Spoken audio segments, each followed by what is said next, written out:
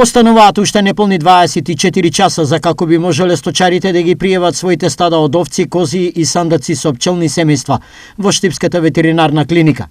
Целта е со ова пријавување да се направи попис на стоката за како би можеле собствениците, ако аплицираат, да добијат субвенции за нивно одгледување. Би апелирала до пчеларите да си го испочитуваат рокот и тоа е услов за субвенции, тој попис.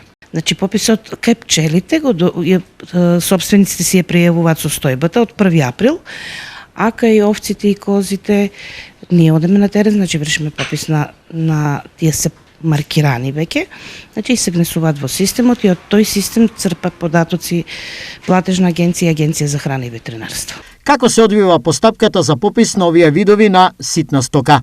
Се прави распоред затоа што се работи за големи стада на овци, значи и се прави распоред како, кај кој, каде и така.